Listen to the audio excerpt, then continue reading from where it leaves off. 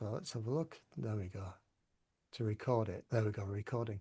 So yeah, so when I decided to commit myself to a a group session every single week, having never done it before in my life, I kind of like wanted to make sure that the experience was a good experience for everybody because I wanted to look after them because that's where I was coming from. I was coming from a place of I want to look after everybody. I want to make sure that they're having a good experience. I want to make sure that they can hear me nice and clearly. I want to make sure that they can see me. I want to make sure that I've got my my internet and my Zoom is all working and it's not going to break off after 40 minutes and all those little attention to details. I faffed around with lighting, all different types of lighting, messing around with sound effects and all sorts. I'm sure we've all done it. But I just wanted people to have a good experience. And I think on the basis of that, that's what we're talking about really is giving our audience, our clients, I mean, sometimes they're not clients, sometimes it might be prospective clients, so our audience, or it might be we're delivering something for people to get them interested. That's what I did. I ran Kev's Feel Good sessions for 3 years. I think it started on a Tuesday, then it moved to a Thursday for some reason. But so every week for 3 years, I did Kev's Feel Good sessions, and it was my way of getting comfortable with being uncomfortable, getting online, and doing what I did, which obviously progressed over time. Because at first I was kind of like just doing relaxation, a bit of hypnosis, and then I'd get into conversation with people, and we'd try all sorts of stuff. We'd do breakout rooms and all sorts of things, and I gained some fabulous clients, both corporate clients and individual clients from that. And the intention was just to give them a good experience. That was it. And so that brings us back to tech. What we can do with the technology that we're using to make sure that people have a good experience. So, Yun, question for you. What's the most important thing for you as far as the client experience when it comes to getting on a call online on the internet? Clear voice. They can't hear you, can't work out what you're saying, then, you've lost. I do try and speak well, articulate myself, but give yourself an advantage by using a good microphone. I use the camera on my computer. So the two, obviously, visually, audibly, are the two most important things. Regardless of what you say, if people can't hear what you say, no matter how well prepared, it's not really going to go over. So I don't know if you can see this, it looks professional. It's actually 36 quid on Amazon. It's a USB condenser mic, captures sound from the front. It's just a better experience for people who are listening, clients, potential clients. Don't forget, potential clients make all these judgments, rightly or wrongly, by some of the smallest things. Oh, I don't like what the red jumper person's wearing, and other silly things. So we've always got to give ourselves an edge when we're trying to market ourselves. So being able to be heard, distinct, is a very important thing. You may still be relying on your computer microphone, the built-in one on your laptop. They're okay, usually maybe not so much. So it just behoves you if you're gonna, do this professionally to have clarity is to invest in a microphone like this. We've probably got some links somewhere, haven't we, Kev, where to get these on a setup. I bought mine off Amazon some time ago, but it just makes a difference. With this, I record meditations, visualizations. I do my online client stuff with this. So it just makes a difference. So if you haven't yet thought about the sound and are using your computer audio, maybe that could be an enhancement. For me, Kev, that would be up there with Mm. importance. If you're using older computers, sometimes they're slow and they lag when you're on a session with people, and it's very frustrating. And that's not necessarily a broadband thing. And, the quality can be quite low as well, because some of the older cameras on laptops can be really naff. One of the big differences the other day, actually, I cleaned the camera lens on my laptop, and all of a sudden, Bing just bounced out. It might be time to upgrade the computer. Someone was sharing recently in our therapy business club that they had to upgrade because the computer they were using was just so slow. It just wasn't up for tasks. And obviously, if you're in the middle of a session and the computer's just grinding its cogs away, it's frustrating because then you freeze and you're not able to carry on a conversation. So is it time to upgrade the computer? Because if you're doing online stuff, that is the core product you'll be using. I bought a laptop a few months ago, 290 quid, I think it was, a reconditioned one. So don't be thinking, £1,000, whatever. I bought a nice reconditioned one with a good amount of memory in it, a good camera, and it's been perfect. Took it to Spain when Kev and myself went out there, and it functioned very well. Good camera, good lighting, and the microphone was okay. So that is the core of your gear. Before we talk about software, payment strategies, and scheduling, is your tech setup as far as your computer? Is it up to the task? Because if you're going to be, doing 4 or 5 sessions a week on that laptop, on that computer, is it up for it? Is the memory full? Is it stuffed? Is it slowing down? Might be time for an upgrade. I know that's a cost, but it's a business investment. And that's a very important thing. So to round up, Kev, good, clear sound. Does Mm. everyone hear me speaking clearly? Does it sound clear? I also use this pop shield as well. You can see Kev's got a pop shield as well. It just gets rid of those explosive Peter Peck to pick of pickled pepper or whatever the tongue twister is. So that really helps, especially if you're going to be recording meditations or visualizations for your clients. It's not nice to hear that on sibilant S's all the time. So you might want to invest in one of them. My microphone came with that. And if you're thinking of upgrading your microphone, look for one that probably has one of these pop shield. Sometimes the shield goes over the microphone, or you can get these external ones, like you can see on Kev's bendy thing.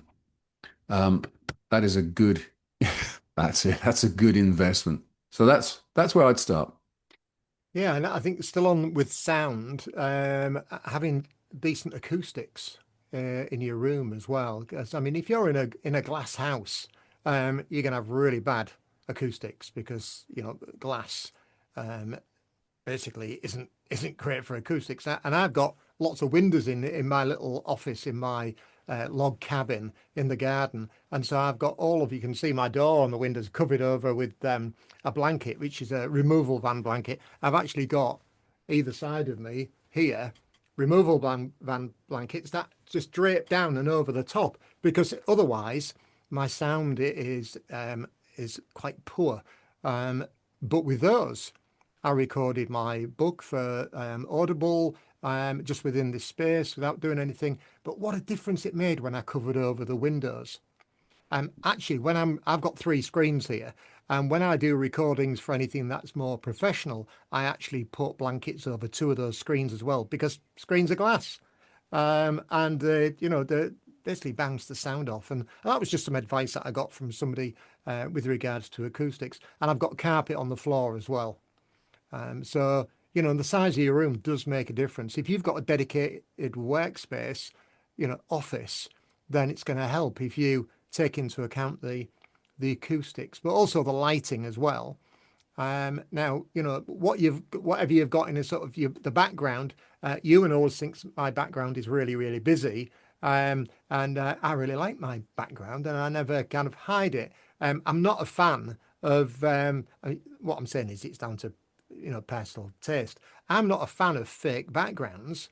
Because I always think, I mean, I'm just naturally suspicious. I don't know what it is, but I just think, what they're trying to hide.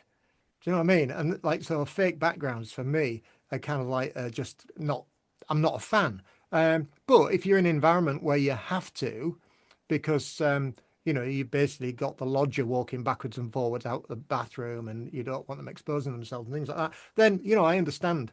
You might have to do it because of the circumstances. But if you have got a dedicated space, then getting the lighting right, having a light in front of you, like a ring light. I mean, my camera comes with a ring light, it's built into it.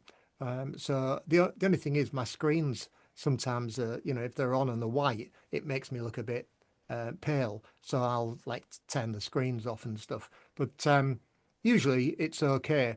And the time of day makes a difference as well. So if you've actually got blinds, then you're not being affected by the daylight and you're always in control of the lighting from your ordinary lighting. I Mm. know these might sound like really basic things, but they are important. And I'm going to share a link with you because the camera that I use means that I get to look straight into the screen, even though the screen is here. So I'm using what they call a center cam. And it's like a centimeter square camera on a little cable that actually sits in the middle or anywhere I want on my screen because it's flexible. I think it's about 85 quid now, the charging. And it's nice and clear, as you can see. And it just hooks over the back of my computer and sort of drops down, and I can move it anywhere. And I can just sort of tilt it, like I can just move it like that a little bit. And so it's on like this sort of little flexible hose.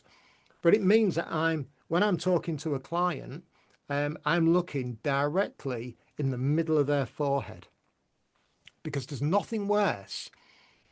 And I saw the politicians do this all the time during COVID. Do you remember? You get a politician on at home talking on their webcam and they'll be looking down at you like this. I mean, who wants to be looked down on? Well, maybe that's politicians' priority. But nobody wants to be looked down on. So if you're looking directly, or as newsreaders do, 1 inch above eye level, then it's a lot more engaging. And if you're Mm. wanting to build rapport, which we all should be wanting to build rapport, then looking directly at your audience, at your client, is going to be a lot better than looking over there, looking up there, or looking down there, because that's not engagement. And so it's really important to get that Yeah. engagement. So Let me. if you're using a laptop, put them on some books. I just wanted to add something here. Look at my framing. I'm not out of the screen at the top. I'm sort of filling what would be sort of a third of the screen here.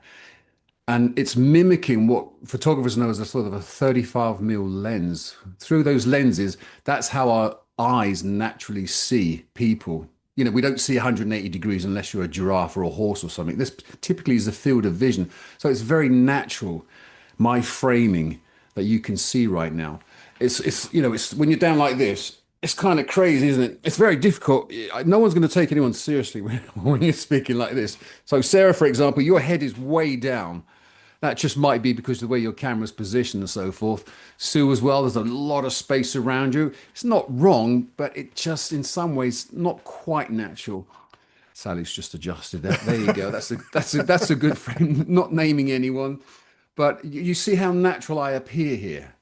I'm filling the screen, but not dominating it, and it mimicking what the human eye would see when you look at someone. So just bear that in mind. Again, it's these little things that clients pick up on. It's just, in their mind, they're thinking, God, got a small head, or a big eye. Just try and make it as normal as possible. So that obviously means getting your chair height right, your laptop height right. It does make a difference. It's one of those differences that makes the difference. I had a client, hypnotist client, and whenever she came on the screen, she was always right back here. And I said, why do you stand right back there? And she says, I don't like looking at myself on the camera. Mm. I'm like, well, get over that because if you don't like looking at yourself on the camera, then neither will anybody else. What is within is without kind of thing. Anyway, now she's got a lot more comfortable. But she was just so self-critical. Yeah. So yeah, it's a whole science that doesn't have to be too complicated. Sarah, Sue's just said that she's got a wide angle on a laptop. I'm not sure what to do about it. I wonder, is there any adjustments for that?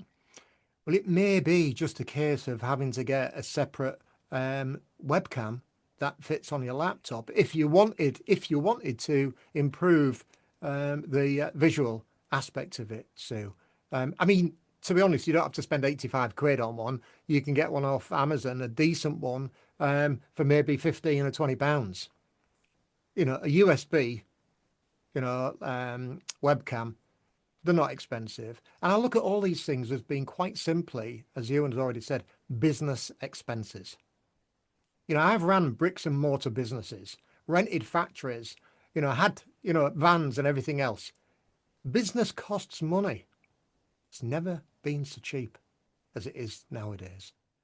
So if you're worrying about spending a little bit of money on this and a little bit of money on that, we're not talking thousands. We're talking tens or hundreds to be up and running and in business. I actually invested in a gaming computer, a tower computer, and I had it custom built.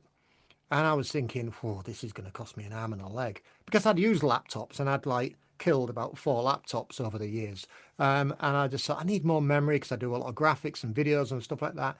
Do you know, I got a top of the range gaming computer tower with 2 TB of memory, all the graphics cards I could ever, want, £600. I couldn't believe it. And it was custom built. And, you know, it runs silently, which is great, not making any noise. It doesn't overheat like laptops can overheat because all of the components are a little bit smaller. And so that was the major investment I've ever made on my business was that computer. If I think about the major investments I made in my other businesses, we're talking tens of thousands on machinery, printing machinery and things like that. So, we're in a really luxurious position nowadays.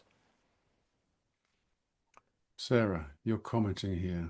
I'm on my iPad. Ironically, I have a major tech issue with my Outlook account, so it won't load up on my laptop, so I can't access my emails on it. So is this what you use for business in for your iPad? Gosh, no. I can't hear you, Sarah. You're muted.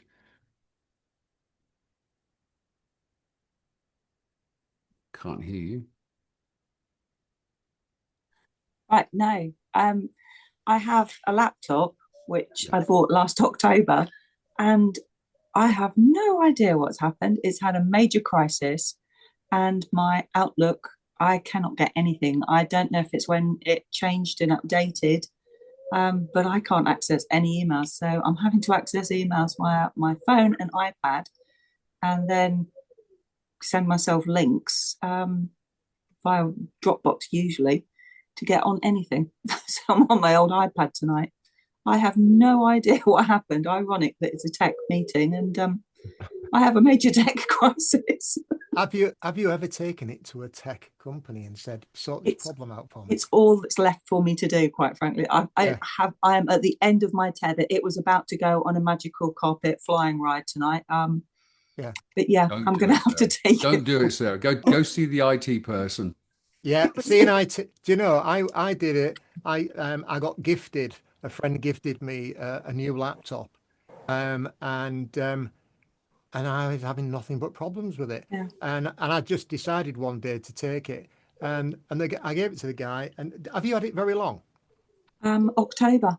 Okay. Well, it turned out that it was actually an issue with the laptop, and he said it's under Oh, warranty. I sent it back to fix it. It come back, it worked perfectly. So oh. but that was the first thing that he looked at. Yeah. So it should be under warranty. So yeah, Yeah, I'll that's take it in. yeah. Sometimes it is actually a kind of like I don't know the technical. I won't pretend to know. But sometimes Yeah. you can get it covered under warranty, and that's what I did, and it was such a relief Yeah, because there's nothing more frustrating than having something that doesn't work it's properly. so frustrating. I just could Yeah. not believe it. Yeah. So yeah, so the experience on Zoom with people, another thing that we bring up is the amount of time. If you're going to book sessions with people and you've only got a free account and it's going to cut out after 40 minutes, that's just going to be embarrassing. So for the sake of the investment that you need to make in order to have it, access for as long as you like, then you do need a pro account. And when you've got a pro account, it then allows you to do other things. One of those things, and I've just been creating some templates tonight, is putting on a video in the background of your waiting room. You might have seen the video when you came into the waiting room tonight. A little ship going down the Humber estuary. Now, that didn't take me very much effort to do, apart from the drone footage, but that's just a hobby. But, I was making some tonight on AI of lighthouses because I thought a lighthouse is a really nice thing to see. Imagine if somebody just sat there waiting to come into your waiting room and there's a lovely lighthouse and it's illuminating and the sea's coming in and stuff like that. Nice and calming. These are the little things that you can add to the user experience that is going to be, is going to professionalize your business. And you can get your logo in there if you want, or just say, I'll be joining the session shortly. I've joined in some quite high level sessions with coaches and stuff where you've got to pay a lot of money and stuff like that, and they haven't even got a background image to their waiting room. And I just think shoddy. Personally, I just think it's a bit shoddy. And so I've gone the old hog and put a video in that's a real, real footage, because I just think, and people, the amount of people say to me, God, I love that video that you've got in your waiting room. Now, when someone's reflecting something back to you, that's saying something about you, your attention to detail. They're appreciating you because you're appreciating them by putting something like that on. And I say, please turn off your, any tech and any distractions. I'll be joining it shortly. All these things. Imagine you go into a dentist surgery, you go in and the reception's empty, and you just sat there looking at all the adverts for teeth whiteners and stuff like that, and you don't even know when you're going to get called through.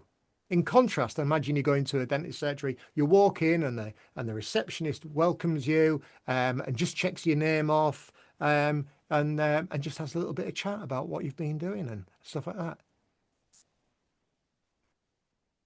The difference in experience. I know the pain I'm going to suffer is going to be less with the one where the person was talking to me than the one where, and that might sound daft, but seriously, the pain I'm going to experience being in that, whether it's financial or physical, in that dentist is going to be less because I had a nice experience. And if we can get people to have a nice experience when they come to us, then it's not difficult, it's attention to detail, and it makes all the difference to their experience. And we're all about giving people an experience. As therapists, it's about the experience. It's how they go away feeling. And if you can set that tone from the beginning, then it's going to make a big difference. So I've gone slightly off tangent there, Ewan, with that's not like me, is it? On the tech stuff. What have we got next on the tech list? Well, we could talk about scheduling. This is quite an important one, Mm, and yeah. how we do that. Now, obviously, if we getting people on calls or people have come across us on our website or social media, there has to be some way that they can book a session with us or book that initial discovery call, if that's the way you want to do it. You could get them to message you and you could sort of thrash backwards and forwards with your diary and Facebook Messenger, try to find a sweet spot where you can mix together. Or you can let scheduling software do it, where you simply set up the dates you're available, the days, and people can go to your scheduling webpage, look at your available dates, book a date, book a time, if need be, pay for the session, which we'll get to in a minute. And then the two of you connect via a Zoom link, which we've already talked about. Now, if you're in therapy already and you've been seeing clients, you probably have scheduling software, I'm thinking. Is that true, everyone? Hands up if you have. If you're just doing that already. Yeah, good, good. So it's a natural thing to do, and it's all automated. I use TidyCal. I started off with what's the other one, Kev? The big Calendly. Hmm. That tends to be the first thing that comes up on search results when you're looking for online scheduling software. I did use that, like many people, but I found I was paying something like $29 per month when TidyCal was actually one lifetime payment. I think for £29 I got that actually, Kev, which was really good deal. So I switched to TidyCal, which was very similar to Calendly, and that's what I use now for coaching, for therapy. You set up when you're available. You can have a calendar just specifically for discovery calls, a calendar for actual therapy booking sessions. The two can be linked together by what's called global settings. Obviously, it's a bit outside the scope for this, but it's very important that you get a good solution so clients can book easily with you that initial call and subsequent sessions. The good thing about all of these things, TidyCal included, is it will integrate with your Zoom account, like Kev has mentioned. So when people book, Zoom will automatically generate a meeting link with the time, with the place, send that notification to the booker, and also on TidyCal at least, you can schedule it to send that reminder for that meeting a day before, and I think even an hour before. There's various options. That is really good because that means it's automated. You don't have to remember, I've got a client session tomorrow, I better email them. That's how it used to be, always jigging people along. Don't forget our time together tomorrow. So it will integrate with Zoom and also Calendly, like TidyCal, will integrate with your payment solution. I take payments up front. I don't do any therapy sessions without payment. That's my preference. I like to get skin in the game. I like to get people committed. And on TidyCal, people, when they book their session on the day and the time that they prefer, it will then take them to a payment link. They pay, they come back with a confirmation. I get updated of that payment, and I get a new Zoom meeting link appear in my Zoom account. It's really simple, but it's one of those things that you will need, as a therapist. If you're still doing it manually, well, I salute you, but did you know you can do it a lot easier with these tools? And again, a £29 lifetime payment, I think is superb. Anyone using TidyCal, or do you use Calendly? Okay. Tell me some of the advantages you found with it. Do you find it easy to use? Just unmute yourself and just share. I use TidyCal. Okay, that's Kerry. Yeah, sorry. Yeah, I found it much better than Calendly, and for that reason is um it was easier to set up different so I do a free consultation. I've set that up. I've set up the paid, and as you said, it links with Zoom, it links with your payment system. It just makes everything really simple. And I was also listening to someone earlier in the week talking about marketing, and he was actually saying that you should have at least between 11 and 17 touch points from the time someone books a call to the time they actually get on that call. So TidyCal can do all of those. I also use my Kartra for some bookings, and that works just as well. But yeah, I agree with TidyCal, and as you said, it's a very low investment for a lifetime software. Most things you're paying that and more a month to Mm. use, so it's definitely worth it. Did you find it easy to set up, Kerry? Yeah, really simple. Yeah.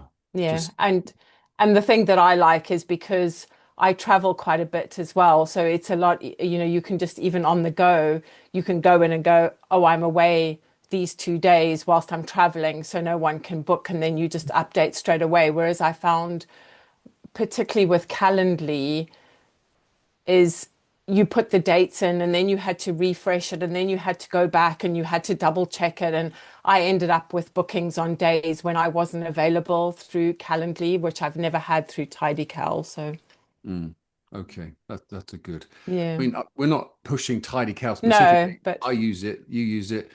if you have Calendly, you can import all your bookings, your booking types, all of the integration information will come over. So you're not going to lose any of that information. You'll just save money, Mm. which is a good idea. And you're not losing any functionality whatsoever. I think the other thing apart from the money for me was the time and ease of use is that we're good at what we do. We're not good at admin and tech. Otherwise, that's what we would be doing. And it just seamlessly integrated and it saves a lot of headaches and admin from that side. So, which makes the small investment worth way more than it really is from saving that side of things. So, yeah. Yeah, good, good. So it's critical to have some scheduling software that is not just cost effective, but functional effective as well, integrating payments and notifications. I also think TidyCal, I could be wrong, Kevin, I don't use this function, but it will also, you could put those contacts into a program like Aweber as well. I'm sure it does integration like that. Aweber is a online platform for mailing out clients on your email list. Because even if they, let's say they don't turn up for a session, whatever, you still got their email address and you could then market them in future for maybe group sessions you're doing, or maybe you're now offering something in addition that you weren't before, that you've captured at least their email details that you can market to. So is there any questions on scheduling? We're all sort of happy with where we are with scheduling and, the using of it. Good. The other thing I had a about bit of a job at first, but I'm getting used to it. This week, rescheduling the second lot of Spellbound was a lot easier than last week. And I don't know whether she was a bot or human, but she was very, very patient with me. But yeah, so it's getting better. Good, good. And some of these things, there's always a learning curve, but the way around that is just to set it up, try it yourself. I mean, you could book your own session, um, have therapy on yourself. So, just to see how it works. I'll book this day, I'll book that time, see what happens. I'll answer the questions. And again, that's a good thing about the TidyCal. Calendly, I'm sure does it. You can just put some questions in advance so you can get that information before the call. So you've got something to work with. I have a checkbox there. I know working with you and costs, £1,000 a minute. They check that. So I know when they're on, not really, they don't pay £1,000 a minute, but when they're on the call, I know that they know what my charges are and they've jumped on the call. So there's a bit of resistance gone right off the bat. So anyway, I don't think we need to say any more on that, Kev, do we? I think we can move on from that now. Yeah, I think, that just that point that you made there about being able to ask them some questions as well. So you can do a little bit of a kind of an intake form. That doesn't, I have heard of people over the years say that they send out like, 5 intake forms and all this and War and Peace. And I think, oh my God, that's enough to scare anybody off, isn't it? I remember working with my coach and he asked me 2 questions. What's working for you right now and what isn't? And I thought, what 2 great questions. I stole that idea from him. But you can get a bit of an intake form built into there, and it's really easy to add that into sort of custom areas within the email that they get. So that's really useful as well. It saves you if you wanted to depending on the area that you work with, you might have to, I was only teasing about War and Peace. Even if you're working in an area where you do need to ask a lot of questions. So if you were working, say, with a doctor's surgery and they were referring people to you, then you're going to ask things about medication and things like that. But it's really easy to put in a link into an email to say a Jot form. And Jot form, you can get a free account there. And Jot form actually have counseling kind of therapy templates where everything's already filled in for you, and they just fill in a Jot form, press the button, and that gets sent to you. So we don't have to overcomplicate these things. Just think of it like this. If it's overcomplicated for you, there's a really good chance it's overcomplicated for your client as well. And I don't like tech. I'm not a fan of, I'd rather be in the woods carving wood rather than stood at my computer and dealing with this technical stuff. So anything that makes my life easier and simpler I welcome. And I've just checked, I put the link in for Tidycal there. I think it's $29 now for life at the moment. I think Good I paid a grief. little bit more. $29 for life. I think they've upgraded to an agency account so you can run about 6 accounts off it at about $75. I was paying $15 a month for Schedule Once, which is very much like Calendly. And it was quite complicated to run. I couldn't believe how simple Tidycal was. I mean, it's like anything, isn't it? Imagine if there's, a million therapists in the world and you bring out a product that 80% of them are going to end up using. You've got a good business there. If it's simple, as I say, I couldn't believe how cheap it was and how effective it is. I remember I had 27 calls one week and I never sent out one email myself and not one person rescheduled. I mean, that's efficiency. That's not having to employ a secretary. That's automation. And we've got to embrace automation as much as we can because it's all around us. And if you're not and somebody else is, then that's their advantage and not yours. So yeah, really simple tools, these really simple tools, and make such a massive difference on your business. Okay, what's next on the agenda? Payment solutions, I think we can touch on. Mm. So you want to get paid for your Oh yeah, therapy. that's a point. So you've probably heard of PayPal. You may have heard of Stripe as well. Good thing about these platforms, they integrate as well with Tidycal, Calendly, and Zoom. So again, I've said it before, my preference is to take payment up front. If you don't, then obviously you can come to some sort of arrangement how you're going to get payment from clients for your therapy session. It might be cash on the door, unlikely, or you might send them a payment link afterwards. But I use Stripe. Stripe, like PayPal, you're going to pay a small percentage for the privilege of them providing all the platform and the tools for you to take payment. But Stripe is, I think it's low cost. I think it's better than PayPal. It integrates so seamlessly with what Calendly does, but also what Kevin and myself do with Therapy Business Club. We heavily integrated with Stripe in terms of product sales, monthly recurring memberships for members and stuff. You don't really need to know anything technical about it. You just need to sign up for an account. It's free. And when you, for example, go to Tidycal, you'll see the link. Do you want to integrate Stripe with your Tidycal bookings? You say yes, it will get you to log into your Stripe account. All you'll do is log in and it will just confirm, are you sure you want to integrate Tidycal with Stripe? Yes. That's it. It's done. And then you get paid for sessions. I mean, it's an interesting conversation. Should you take payment up front? Because if you don't, then you'll have to get payment some way. But I just think it's a good thing to do to get people to invest in the solution they're looking for. You'll find that no shows go down drastically when people have paid. I know there'll be times when people can't make it for some reason, but when people have invested, they're much more likely to invest not just in you, but in the result. So that's what I do. Anyone using Stripe? Any issues, or do you use PayPal? Okay, it's not difficult, really. It's quite easy to set up. Charging on the front end for sessions, and you're not really sure about a payment gateway to use, I do recommend Stripe. I know there's a ton of options out there, and I'm not being prescriptive on this. I'm just trying to narrow it down just to make your life easier.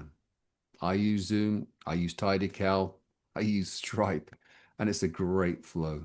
It's an effective, seamless flow, and that's how I get paid. That's how I book. That's how I do my sessions. I don't know if you want to add anything particularly on that, Kev. I think you're probably using Stripe as well, are you? I use both. Yeah. Yeah, I use both Stripe and PayPal. PayPal can have some sort of issues at times. I know people have said that, they've kind of like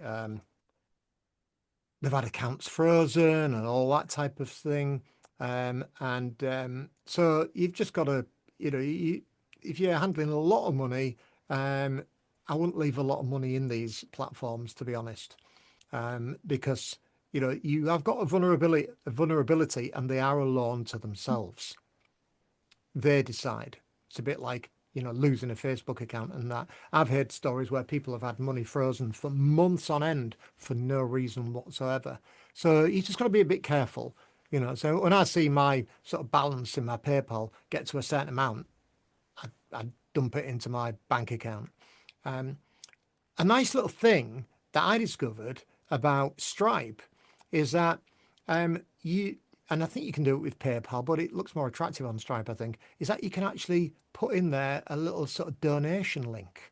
So I'm just going to show you what I created, which was a donation link on Stripe, which I called a token of appreciation link. So I end up helping loads of people in my job. There isn't a day goes past where somebody doesn't say, "Oh, can you just jump on and show me how to do this?"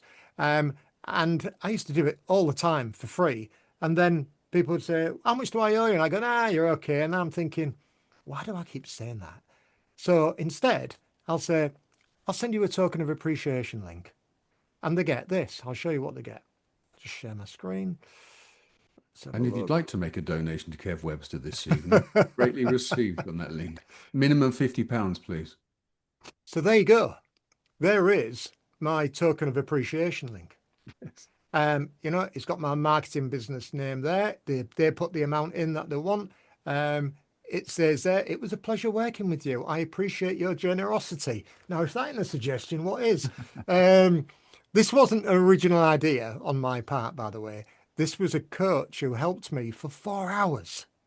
He jumped on a call and spent 4 hours with me on a tech issue, helping me with something. And I said, "How much do I owe you?" And he said, "I'll send you my link." And when I saw the link, it was his face there smiling at me. It was this with a blank space. And I paid him handsomely because I was really appreciative of the fact that it helped me. But this is just created within Stripe, and it's really easy to set up. I think over a 6-month period, where I'd have normally said, "Nah, you're okay, don't worry about it." Over a 6-month period, I think I collected about 2.5 grand. And that was $50 here, $150 there. It was just, it added up. So, we can get creative with these things as well, because as therapists, you're going to end up helping people because they ask for your help, and you're going to end up doing it for free. And you can always send them that link and just say, "I've got a token of appreciation link, just pay whatever you want." And I know that puts them on the spot, but people don't want to be seen as being tight. So that might be a little bit of leverage in itself. And if you use some savvy language like, "It was a pleasure working with you. Thank you for your generosity." I mean, that is a bit much, I understand. And a big grinning, smiling face. So they don't think, "Who's this link from?" They remember you. Make sure you send it straight away. It does work.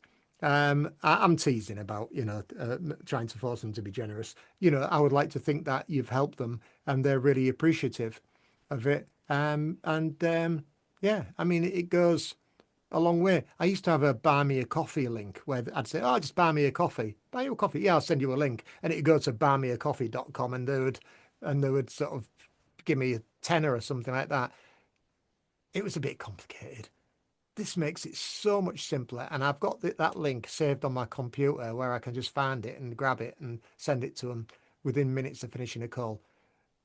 If it added an extra 2.5 grand to my bottom line, then it can add money to your bottom line.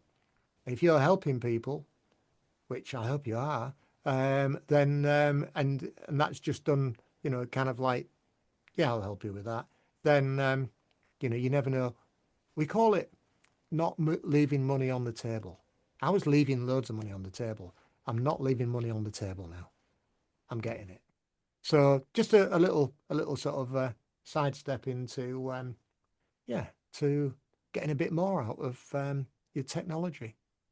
It's a good way to charge for free sessions. Free sessions. Yeah. Well, the thing is, They leave out their discretion. Yeah, if you've gone over and above, when somebody says, "I'll jump on with half an hour," and before you know it, it's an hour. And somebody says, "Oh, I really appreciate that," then match that appreciation with saying, "Well, I do have when I tend to do this longer session, I tend to give people this link." You make it up as you go along. So the next thing, we've got a little bit of time left. Shall we cover a little bit on email marketing, Ewan? Go for it. Yeah. So email marketing. You may have seen an email that came out to you 15 minutes before this session to say the session is starting in 15 minutes. That's a really useful prompt. If you're organizing something and you want to get it out to people, actually 1,500 people received that email from me 15 minutes before this session. And I do that on a regular basis. Building an email list is really important. And the question is, how on earth do you build an email list? Well, it tends to be by permission, so you've got to get them to opt in. You can do it through different platforms. I'm going to put some links into different platforms for you in the chat in a moment. I use Aweber and I used Follow Up Spark as well. And it just gives you an opportunity to be able to build an email list and then to target that email list with your emails all in one go. I think I've sent out 5 emails in the last 2 days for different things. So 10,000 emails in the last week have gone out. If you're running a business, you want to be building that appreciating asset. And emails allow you to do that. So how do you collect emails? Well, you need a platform. And as I say, Aweber, Follow Up Spark, there are many out there. Build a platform, get a platform, and then you need what we call an ethical bribe in internet marketing. You need to bribe people. You need some leverage to get them to give you your email, because emails are not easily. I mean, how many times have you gone into somewhere and they've said, "Oh yeah, can I take your email?" And you go, "No." I do it all the time. I went to get an ice cream the other day and they said, "Can I have your email?" I went, "No." That's unbelievable. I mean, it's Ridiculous. like, why would you want my email? Kind of like, we're going to send me half a ton of ice cream online. I mean, it's just crazy. But if you're giving something of value, so what we've got to do is got to weigh up. Yeah. People value their emails because they know they're giving away access to them. So if you can give something away that is of value, and the other thing is they will judge you on that value, because if you're giving something that is really good value, then they know that the stuff they're going to get from you in the future is going to be good value as well. And you're not going to be spamming them and irritating them with stuff. So, coming up with something, and it's never been easier to come up with something like a cheat sheet or anything like that. Speaking of which, I will drop our cheat sheet, which I'm taking this information from, into the chat now.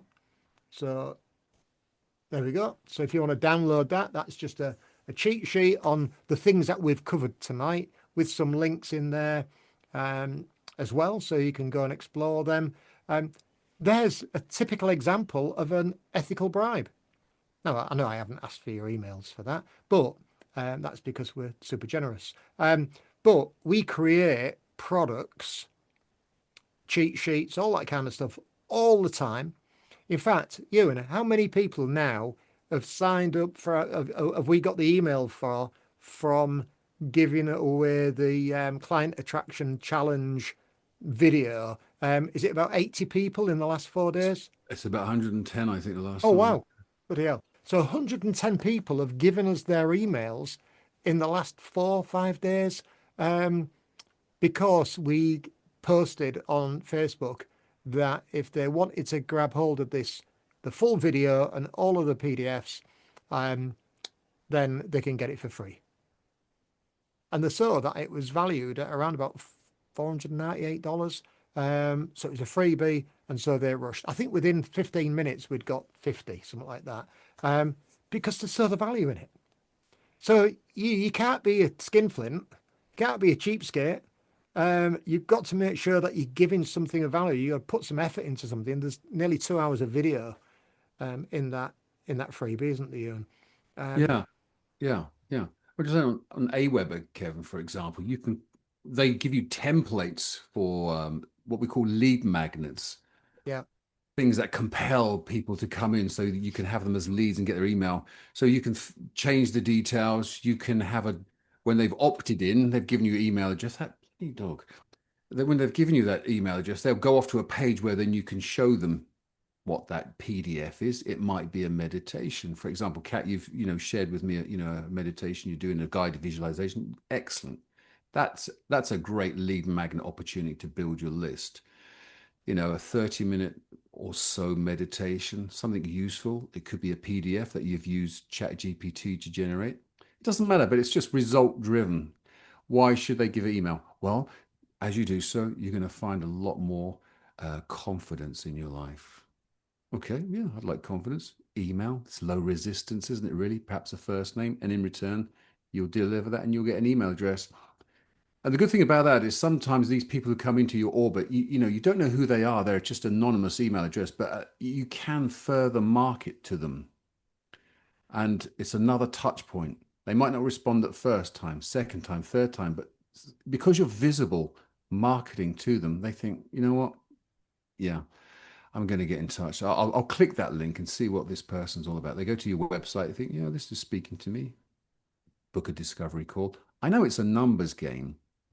And but it's just another way with your social media advertising to help people connect with you.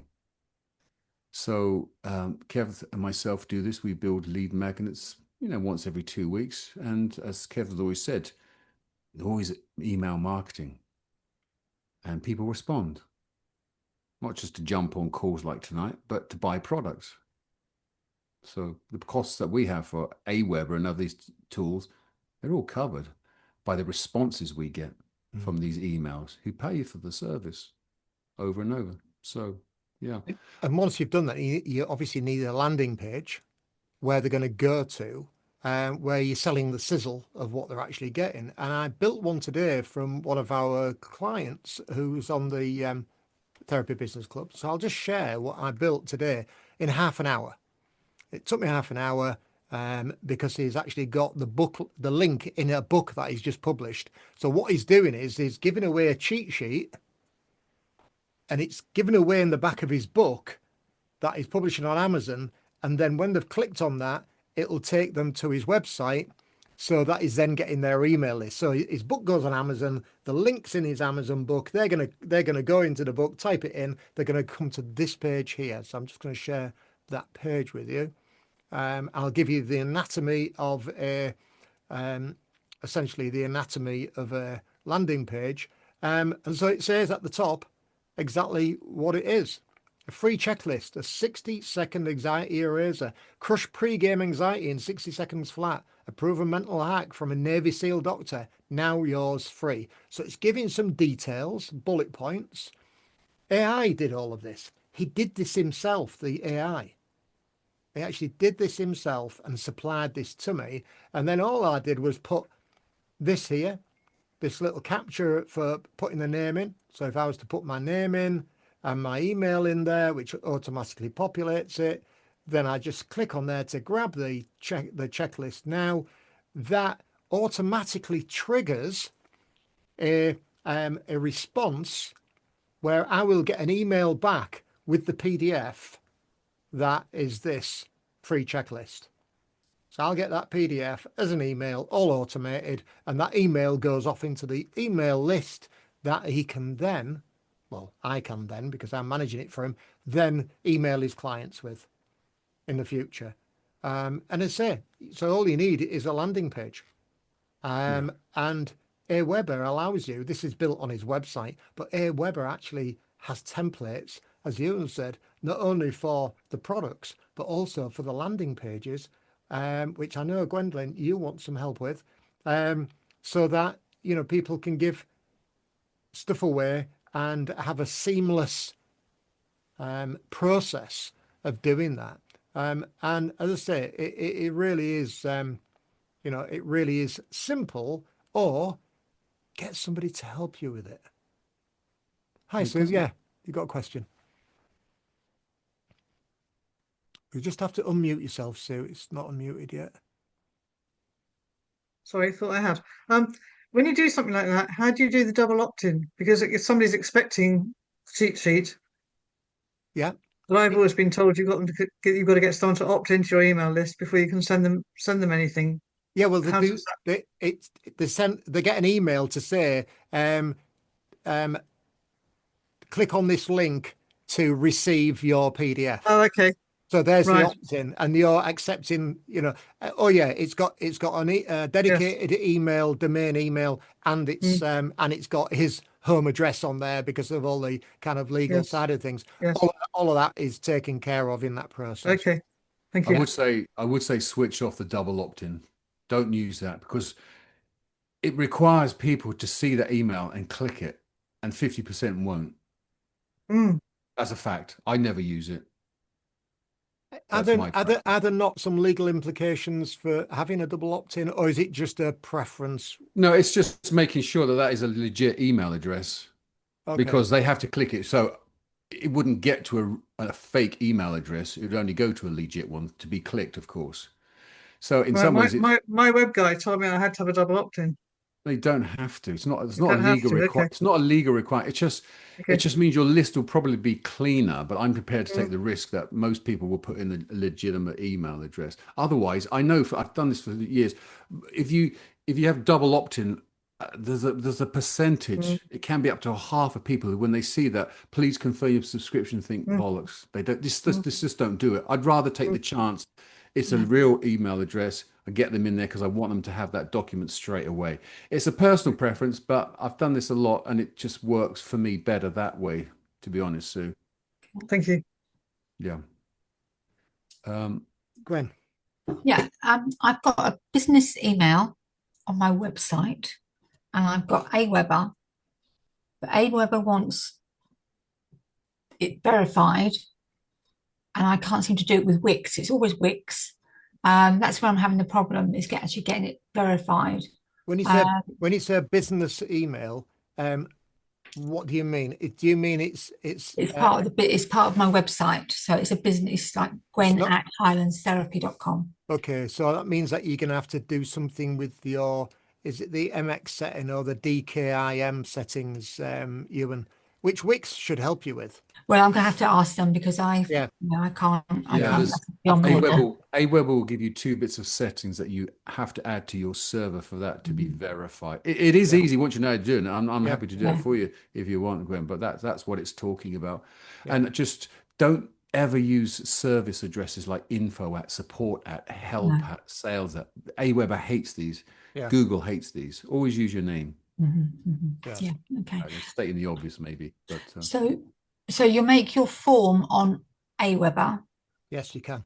And you were saying that gentleman had his form on his website. So that's different? Well, no, what the little form that you saw there was a piece of code that I popped into his website, and I built the rest of it separately. So you've got the option. You've either got a piece of code that you add in for the box, or you can actually create a landing page on Aweber if you don't want to build it on your website. You've got an option to do both, and it gives you both options. And I just wanted to have it on his website domain, so I just built a page and then dropped that code in so that little box was there at the bottom.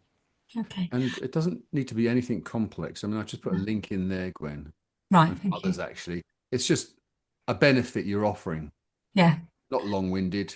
And don't try and ask for a surname. How old are you? No. Every bit of field we add, the resistance goes up from people Just that just name stuff yeah. that. So yeah. Can I just ask? Tidy Cow give you the email for that person, and then I send them a free recording using that email. But I wanted to get permission from them to perhaps join my newsletter, so that I could then keep sending them stuff if not too often, but enough. Is that viable? Yes. In Aweber, you can import subscribers. Oh, right, okay. Now, back in the day, people used to buy email lists off the internet, which was a pretty shoddy practice. Kev, you've already used that word shoddy tonight, actually. Yeah. That was one word my father used to use all the time. And if Benny Hill came on TV, he would say, turn off that shoddy program. So Benny Hill, I had to watch later on in life. That's by and by. So if anyone has legitimately requested information for your services, Gwen, they are considered a legitimate business lead, Right. and Okay. you can put them into Aweber. That's the platform we're talking about. It'll Yeah. ask Yeah. you, where did you come into contact with this person? And you can say, well, member site, they responded to an offer, etc. And you'll import them. I've never seen any problems with that. No. If they're, if you've had a conversation with them in Thurso about, Yeah. what you do at Spellbound, and you get their email address and you put it into Yeah. Aweber, that is a legitimate contact. Fine. You do not need to ask them for permission to market to them. Right. What you do need to do is, on every email that you send out, it has to have an unsubscribe link, so people Yes. have that power to get Yeah. off your list, but not Yeah. onto it if they've made an inquiry. It's not fake soliciting. It's a legitimate business lead.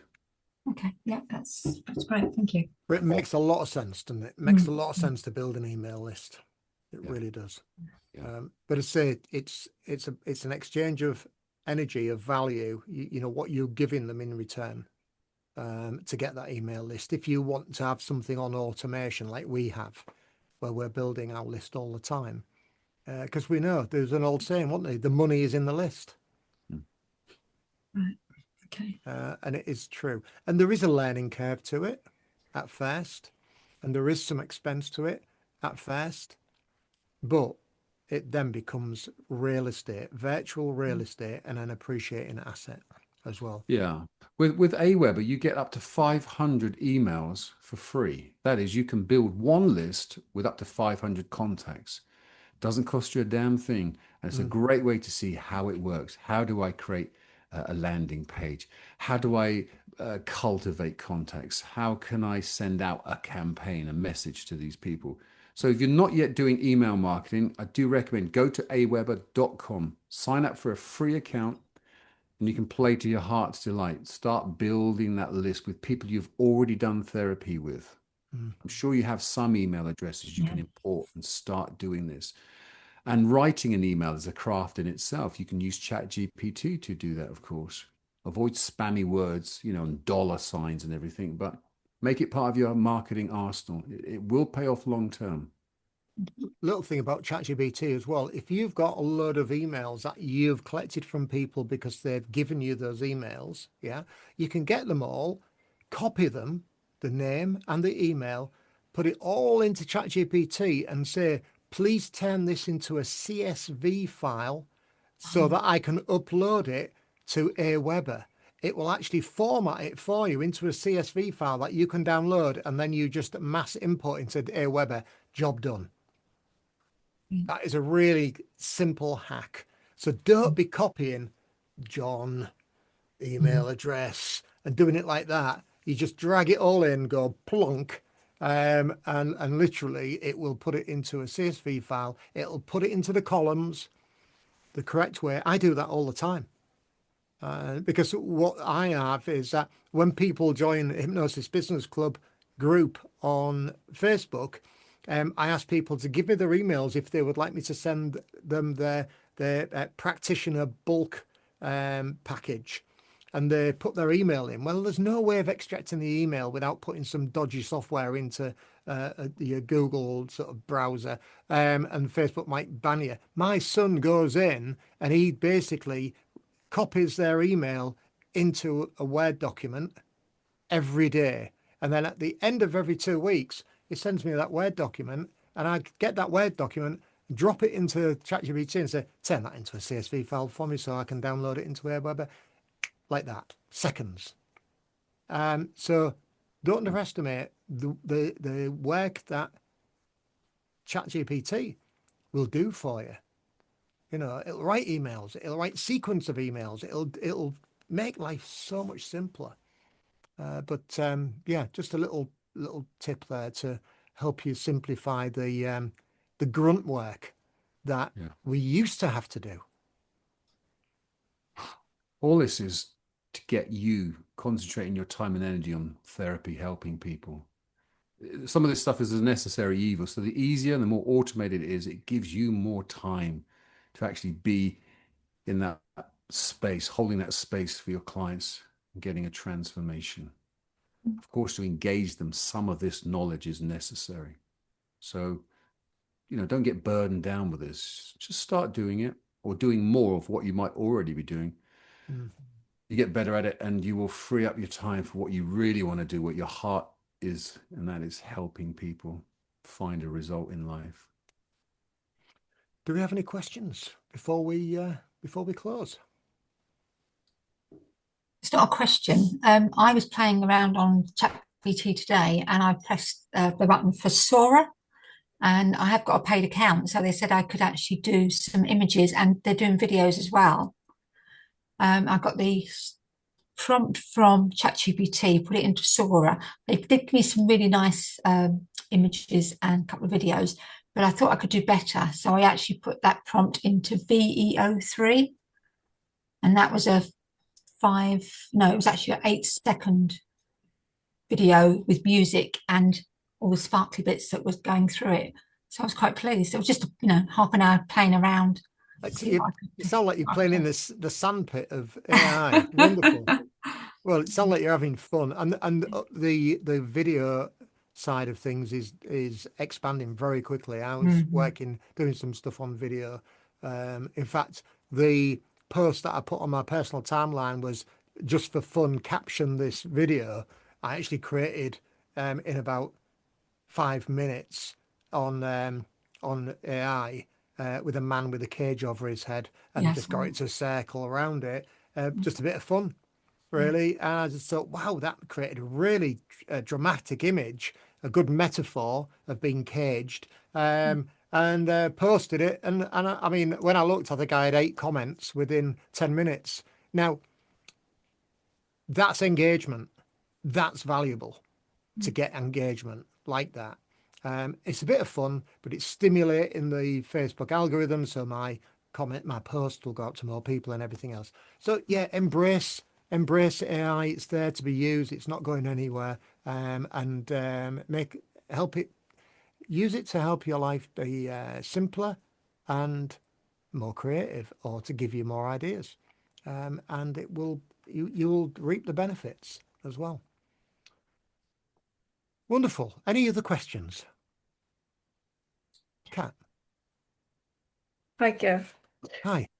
I don't have the email marketing. So after I will do that free account, what I'm going to do is just to copy all the emails I have within that account. How does it work again? Sorry. Okay. Well, once you've opened the free account and you've started to fill people up into that account, once you go beyond 500, then you're having to pay monthly. You don't have to take them emails anywhere. They're in that account ready to roll. And to email to. If you just keep it within 500, you're not paying any extra. But if it goes beyond 500, which I would hope it would, then you're going to be paying some money out. But you don't have to do anything with those emails. It transitions from a free account to a paid account, and then you're going to be emailing 1,000 people or 1,500 people or whatever. Is that what you mean? Yeah. And do you use something that you send automatically emails weekly or twice a week or something? So you can do an automation. So you get people to subscribe to a newsletter, and the newsletter, there's two ways of sending an email. One's a broadcast, and that is where you actually choose just to send it when you want to send it. Like I sent it tonight and scheduled it for 15 minutes before this session. Or you can have automation, which is once somebody, and what you do is you put a tag on that person's name when they come through that email list, and they would come into an automation, and then you would put a gap in between, and it would be like a week's gap. And then obviously you've got to generate the content, but every week they would get an email with the new detail. But you've got to build that timeline in advance so that anyone coming into your newsletter automation today would get newsletter number 1, or they would just get the newsletter that was this week, depending on how you worked it out. Or it could be that they start at the beginning because you're nurturing your relationship with them. So it may be that you're teaching somebody something, learn how to overcome sleep problems in 5 sessions, get my newsletter. Then they're going to start with newsletter 1 when they sign up, it triggers it. They get the first newsletter. A few days later, they get the second newsletter, and you're nurturing them there. And there's going to be a call to action in there as well. So you could broadcast, or you can do an automation. I think that's it, isn't it? There's broadcast or automation. Is there anything else? Is there, Ewan? I think that's right. Segmentation of lists. I think I don't think we have so much material in Therapy Business Club on. It's probably, what we do have is probably broad. But if you go to YouTube, which is my starting point for most stuff that I don't understand, there's tons of stuff on setting up campaigns, broadcasts, automations, for Aweber. It's a great starting place. Yeah. Again, it's just once you've done it a few times, it's probably a good habit just to get into your mind. Like, on Mondays and Fridays is when I do my emails. I'll do an email. You can schedule them. So, if you're at work and you want it to go at 10 o'clock, don't think, you have to sort of pretend you're going to the toilet at work, but really sneaking out an email. Just schedule it the night before and just say, just keep in regular touch, an insight that you've seen, something, a customer testimony, perhaps. Just something once or twice a week that just keeps people in your orbit and you visible in their life. That's what I'd start with. Keep it easy to start with. Yeah. Build the momentum. Thank you. Thank you very much. Oh, you're welcome. So, one last question, maybe?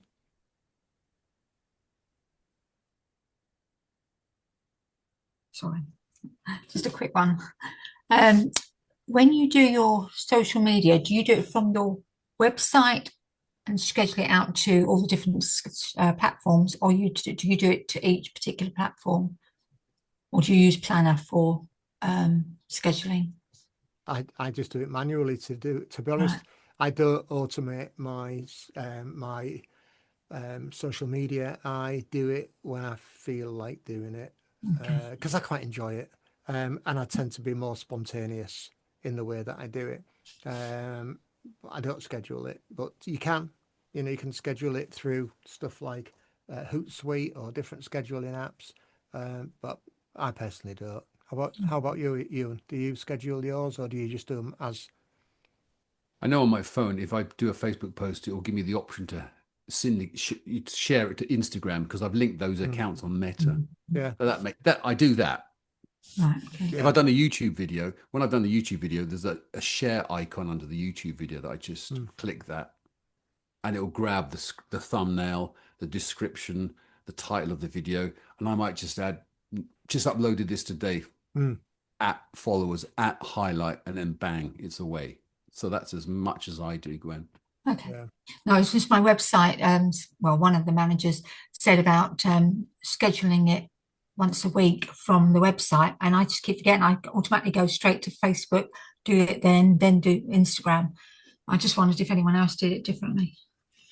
Yeah. What I do know about scheduling is mid-afternoon posts, like from 2 o'clock onwards, really suck. There's a definite dip, and I've read about this. If you can be consistent on a sort of a 10 to 11 o'clock morning window, they're a lot more effective the way they land. Okay. I mean, that's anecdotal, of course, but it seems to be borne out by other people's experiences.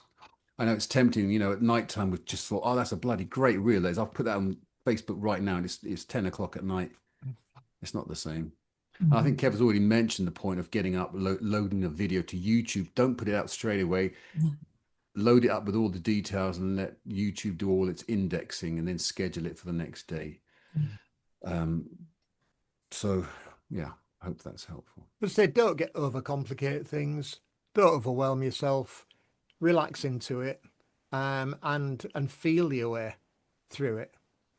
It's got to be fun as well. So, yeah, wonderful. Okay. Anything else? Somebody's just unmuted themselves. Was that a last Charles question? is unmuted. Do you have a question, Charles? Or? So sorry, no. Okay. That was. I don't know how I managed to do that. Hands free. Clicking the button that says mute, unmute. Has everyone downloaded that text sheet that Kev's put in the chat? Because that's a really good coverage of what we've done tonight. Because once this window closes, obviously you'll lose it. Sally, you okay with everything you've heard this evening?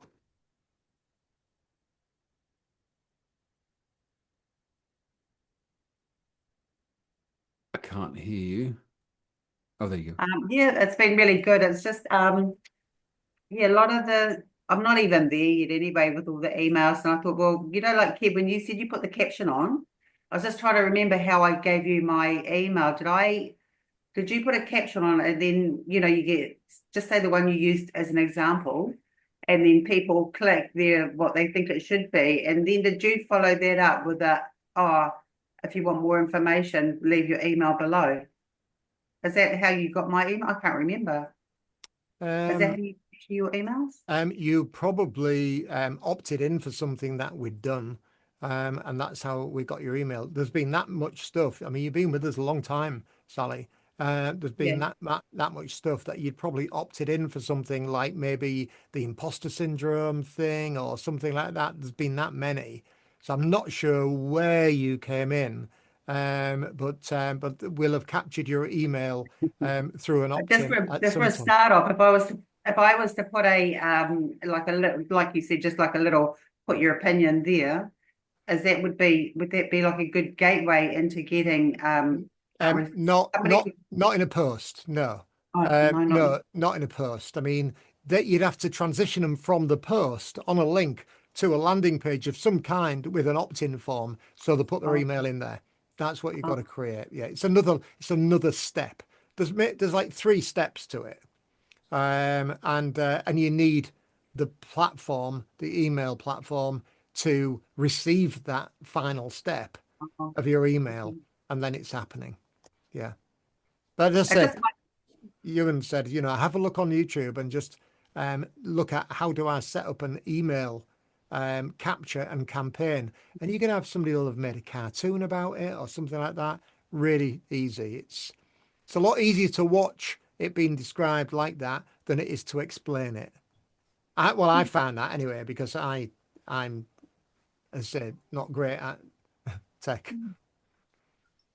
Just one other little off question is because I've been doing lots of posts through Canva and putting them onto my Facebook page, and then I was sharing them, and I put little hashtags at the bottom of, like, I shared 3 posts, and one was like a bit on anxiety, and then I put the hashtags on, but I think I shared them straight away onto like an anxiety Facebook page, and I got deleted.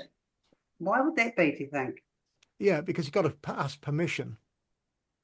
When you share a, Yeah, if I think if you've shared something onto somebody's group without asking permission first, they're going to boot you off. You've got to realize that it's kind of like they work for the Gestapo. That people who own Facebook pages, they think they do anyway, and they're quite harsh. It's like in the real world, you do it and then apologize afterwards. On the internet, you ask permission first. Oh, okay. Always ask permission.